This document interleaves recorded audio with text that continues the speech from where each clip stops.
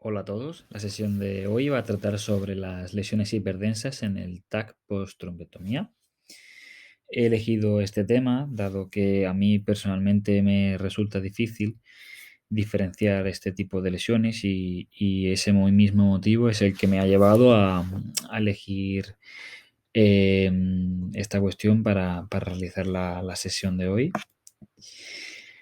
Comenzar diciendo que la trombectomía mecánica se ha convertido en el estándar de tratamiento para un grupo seleccionado de pacientes en el ictus isquémico agudo, que los hallazgos en pruebas de imagen difieren en aquellos pacientes que se han sometido a trombectomía mecánica respecto a a los que han recibido trombolisis intravenosa, y que el volumen final de infarto, que como comentaré un poco más adelante, tiene una implicación pronóstica importante, pues puede ser estimado alrededor de las 24 horas mediante RM, lo cual es preferente, o mediante TAC. Existen dificultades para caracterizar las hiperdensidades en el TAC de control post-trombectomía, fundamentalmente en cuanto a la diferenciación entre extravasación de contraste versus hemorragia. Además, otras lesiones hiperdensas a valorar son la transformación hemorrágica y la hemorragia subaracnoidea. Bien, vamos a detenernos un poco ahora para conocer de forma general cuáles son las principales lesiones que nos vamos a encontrar cuando valoremos un TAC de control post-trombectomía mecánica, fundamentalmente a las 24 horas. Bien, por un lado nos encontraremos con lesiones neurovasculares. Encontraremos fundamentalmente cuatro: vasoespasmo, la disección arterial, la perforación arterial y la recanalización y reoclusión. Si bien no van a ser el tipo de lesiones que voy a centrar la sesión, me parece importante mencionarlas y nada, comentar un par de cositas de cada una de ellas. El vasoespasmo es el estrechamiento focal de la luz del vaso debido a las manipulaciones intravasculares durante el procedimiento. Comprenden un rango de frecuencia desde un 3,9% en algunos estudios como el REVASCAT hasta un 23% en otros como el TRACE. La disección arterial es la disrupción iatrogénica de la capa íntima del vaso, y es importante también saber que tiene lugar en vasos extracraneales, más frecuente que los intracraneales, y se encuentra una incidencia en algunas series que va desde un 0,6% a un 3,9%. La perforación arterial es una de las más severas y que se asocian a un mal pronóstico, y encontramos alguna frecuencia que ronda el 4,9% en estudios como el REVASCAT. La recanalización y la reoclusión se van a valorar mediante la escala modificada TICI, la MTICI, y fundamentalmente la recanalización consistiría en una sustancial si se ha alcanzado más de un 50% desde que se ha revascularizado el vaso inicialmente ocluido, lo que sería un TICI o MTICI 2B, o completa, que sería un MTICI 3. Bien, este tipo de recanalización tiene lugar entre un 80 y un 85% de los casos. Vamos ahora con las lesiones parenquimatosas, que son las que nos interesan para esta sesión. El volumen final de infarto tiene una fuerte relación con el resultado clínico, como comentaba antes, y es importante valorarla de forma evolutiva, y esta es una estimación que no podremos realizar con el TAC inicial a las 24 horas. La embolización distal o el infarto en nuevos territorios también es otra complicación que tendrá lugar fundamentalmente por fragmentación del trombo y la embolización distal a nuevos territorios, y también podremos encontrarlo con una frecuencia de un 1 a un 8,6% según las series. Bien, entramos con las lesiones hiperdensas, que son las que nos interesan para la sesión. La transformación hemorrágica va a tener lugar en pacientes que fundamentalmente tienen un riesgo elevado si presentan diabetes mellitus, un NIHS elevado al ingreso, un gran área de infarto, pacientes también con poca colateralidad o que han estado sometidos a un procedimiento largo. Así que la transformación hemorrágica la podemos encontrar con una frecuencia de hasta un 4,4%. Y la extravasación de contraste versus hemorragia, que va a ser el principal tema que nos ocupa, podemos encontrarla desde un 23% hasta un 84%, lo cual es importante que tengamos en cuenta el por qué he elegido este tipo de lesiones para la valoración. La hemorragia subaracnoidea la podremos encontrar desde un 0,6 a un 4,9% según las series. Las lesiones hiperdensas son lesiones frecuentes, como comento, más del 60%, desde un 23 a un 84% según los estudios, y que es importante diferenciar entre contraste extravasado y hemorragia. La valoración de estas lesiones hiperdensas se puede llevar a cabo mediante TAC simple, TAC de energía dual o resonancia magnética. Algunas series no diferencian según unidades de Hounsfield. Otras sí proponen algunos puntos de corte, que sería entre mayor de 50 unidades de Hounsfield y menor de 90 para las lesiones hemorrágicas. La duración del procedimiento y la cantidad de contraste también son factores a tener en cuenta, ya que si encontramos lesiones hiperdensas en procedimientos largos o con mucha cantidad de contraste, pues son sugestivos de lesiones hemorrágicas. En los pacientes con hemorragia, pues la mortalidad es significativamente mayor y presentarán peores resultados clínicos con una peor puntuación en la escala de Rankin modificada. Y la extravasación de contraste es el resultado de un proceso multifactorial que desencadena una disrupción de la barrera hematoencefálica. Algunos comentarios breves del papel del TAC dual y la resonancia magnética. El TAC dual o TAC de energía dual es el nuevo gold estándar para la diferenciación entre estos dos tipos de lesiones y tiene una sensibilidad cercana del 100% y una especificidad del 92,8% según las series. Como inconvenientes, pues nos encontramos con que lleva a cabo una mayor dosis de radiación que no está disponible de forma universal, ya que su mantenimiento es más de 3 veces más costoso que un TAC simple de 64 o de 80 cortes. La RM, por otro lado, comentar simplemente que tiene mayor disponibilidad, pero que en algunas series no ha resultado útil tras el primer TAC de control.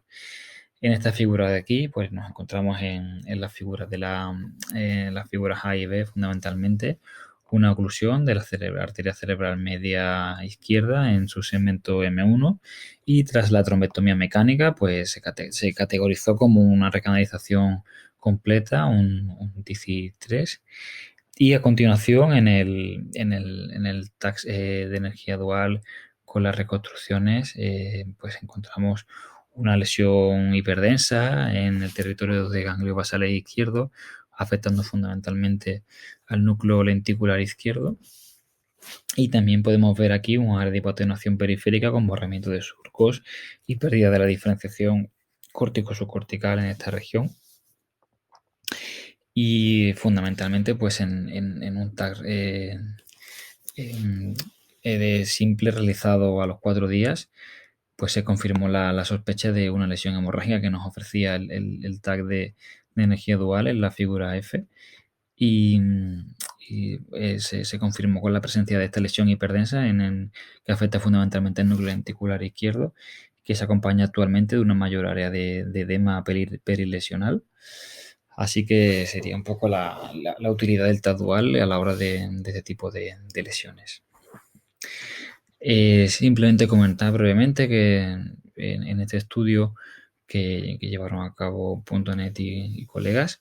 pues en el TAC de energía dual que no halló hiperdensidad, pues no hubo lesiones hemorrágicas a continuación. En aquellos TAC se propuso el diagnóstico de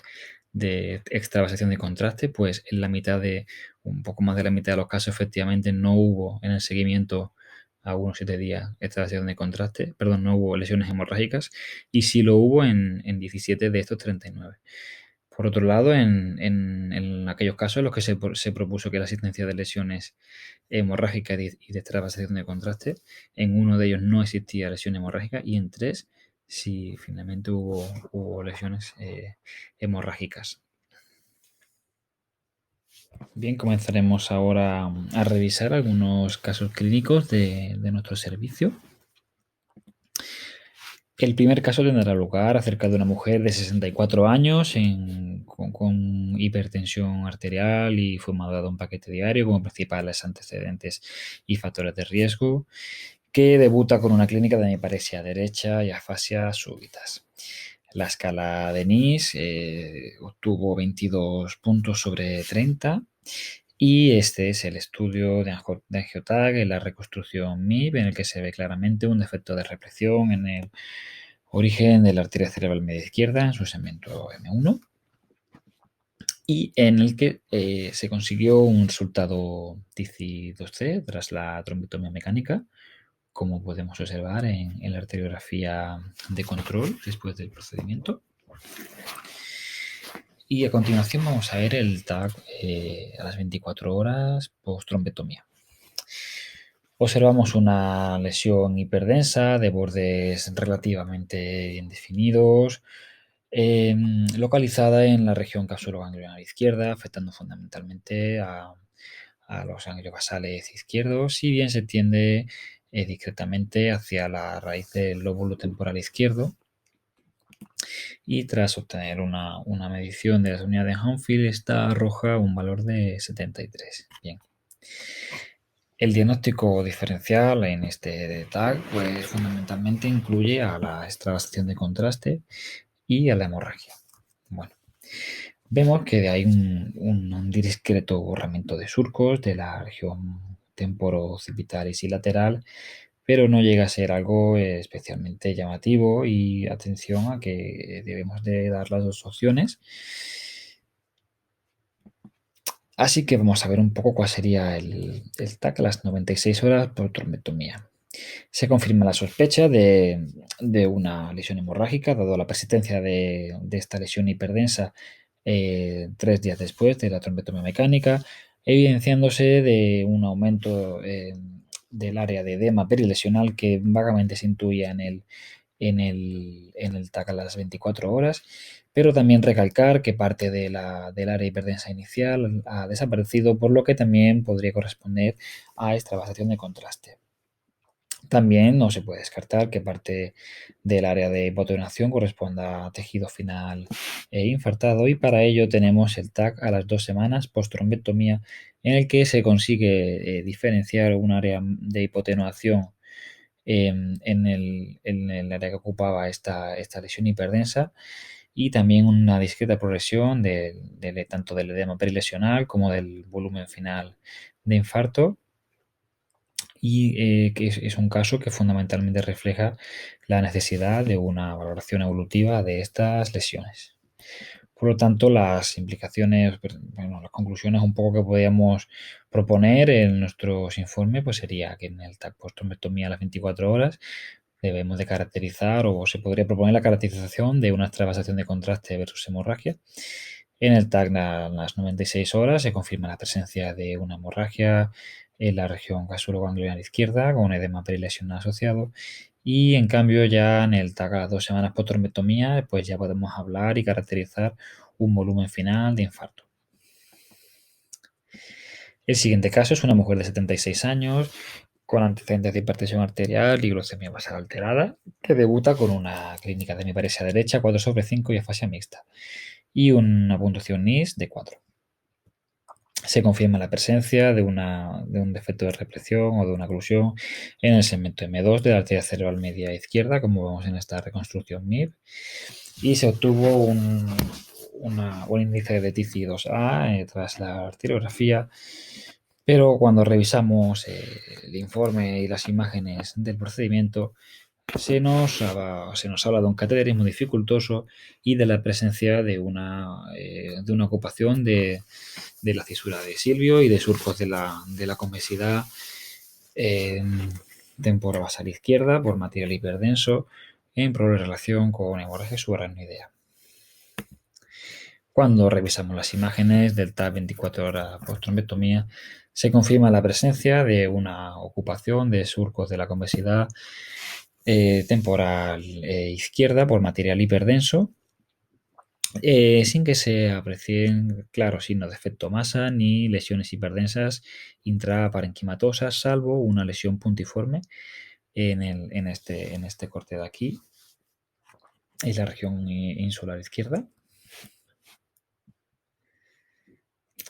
Con estas dos imágenes podemos hablar podemos proponer la presencia de hemorragia subaracnoidea, que recordemos que era otra de las lesiones hiperdensas que podríamos encontrar en TAC post-trombotomía. Y efectivamente vamos a revisar el TAC a las 72 horas post-trombotomía, en el que existe una mejoría radiológica consistente en una práctica resolución de la ocupación de los surcos de la convexidad temporobasal izquierda y de la cisura de Silvio, persistiendo algunas áreas hiperdensas, como podemos verla de forma comparativa en esta región parietal, en este corte parietal. Vemos cómo sí están ocupados estos surcos de la convexidad, en diferencia con los del lado contralateral.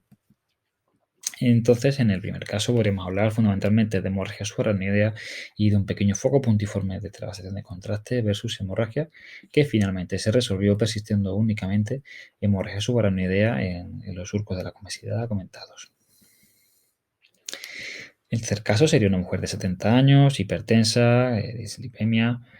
que debuta con una hemiparesia izquierda, un NIS de 13 y un área de penumbra hemisférica derecha extensa en el TAC perfusión.